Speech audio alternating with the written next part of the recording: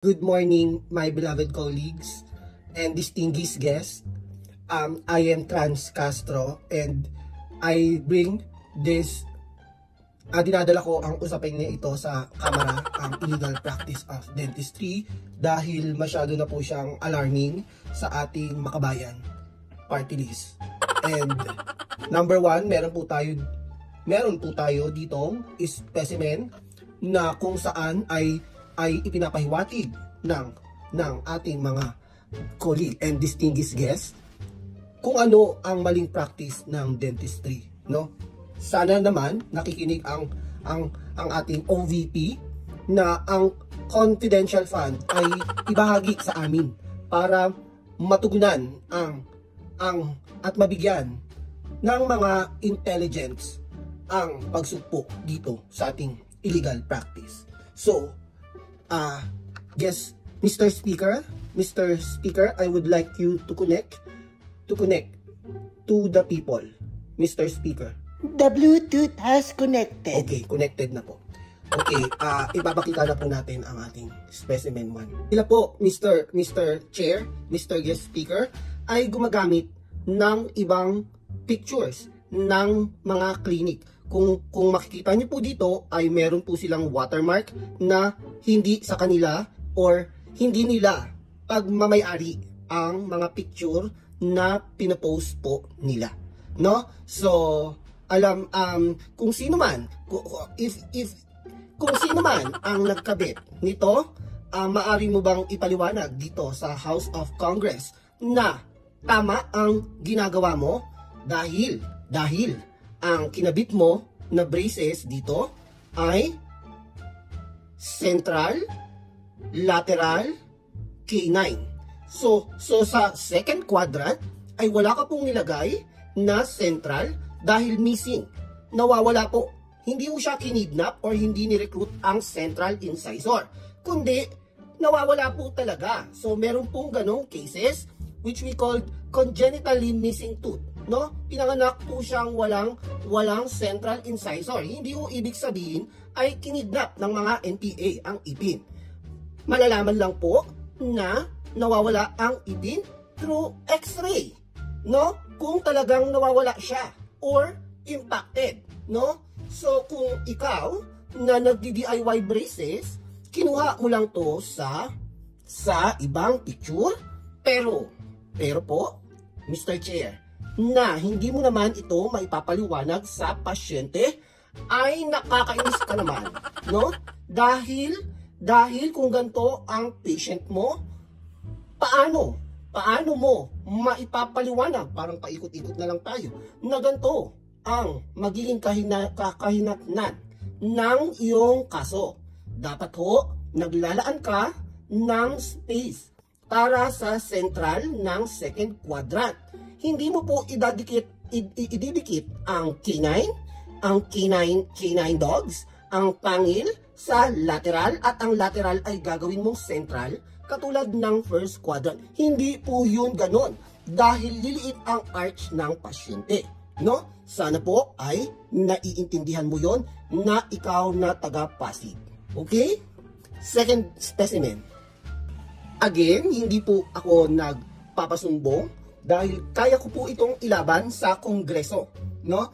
Natutuwa lang ako na nakikinig ang ating mga pasyente at nawawalan ng mga pasyente ang mga gantong nag-illegal practice or nag-DIY braces, no? Kasi marami po tayong natatanggap dito sa ating opisina na maraming salamat po, Trans Castro, dahil naliwanagan po kami naliwanagan sa inyong pag-expose ng mga nag-DIY. Imbis ho na pupunta kami sa DIY braces, ay kami po ay nagpapakabit na lang sa lehitimong dentista. So maraming salamat ho, Trans Castro. Ako ho ay lubos na nagagalak sa mga feedback ng ating makabayan. Black, no? So let's scrutinize, no? Nandito na tayo sa Kamara at let's scrutinize everything na pinagsasabi ng ating ang ating nagdi-DIY braces, no? Okay. Ang sabi nga ho dito ay affordable price. Affordable price, no? Kahit to, i-google nyo, wala hong salitang affordable. Meron hong adorable, no? Affordable, baka ang ibig mong sabihin ay affordable price. Well, hindi po affordable ang contingent fund. Kung sinasabi nyo po na ang affordable ay ang presyo nyo ng braces, ay mali ho ang spelling ninyo, no? Spelling na lang ay tatanga-tanga ka pa. So, palitan nyo ho yan, gawin ninyong affordable, okay? Kasi mapangit ho na pinopost nyo yan sa social media at pag may nakabasa, no, ay magmumukha kang tanga.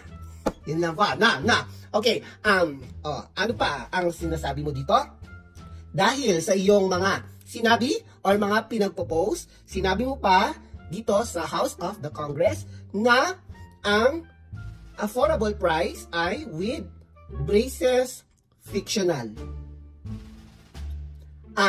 Gusto ko lang ho sana na humingi ng paliwanag. Ano ho ba ang ibig sabihin ng fictional?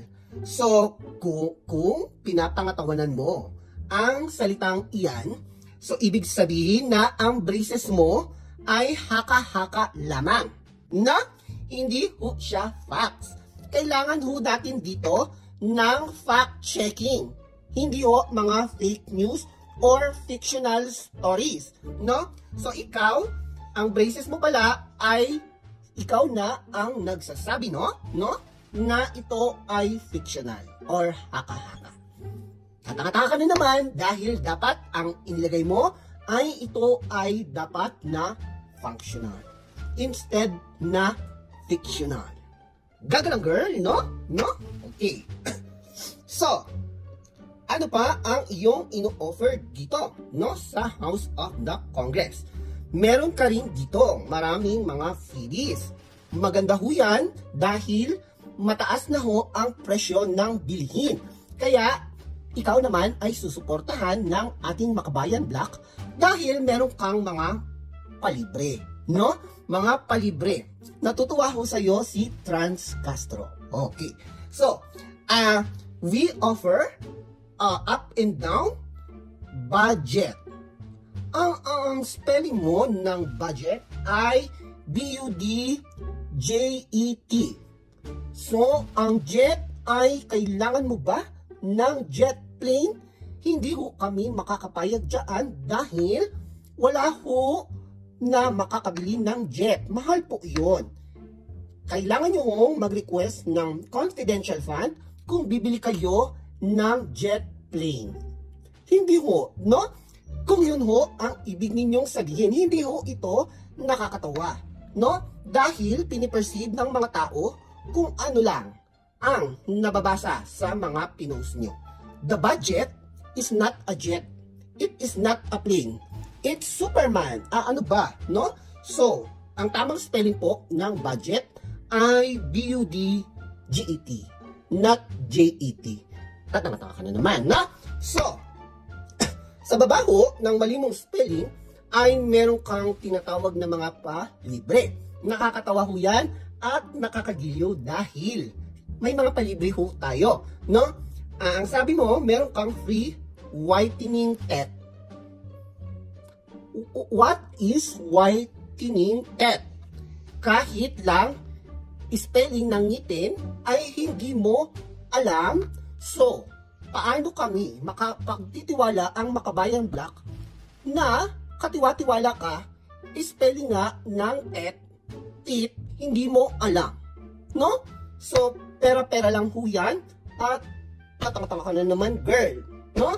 So, yun lang. At sana nakikinig ang ating OVP at Mr. Chair. Tapos na po ang aking interpolation at gusto ko hong makahanap ng response dito sa mga nagdi-DIY braces. Maraming salamat po.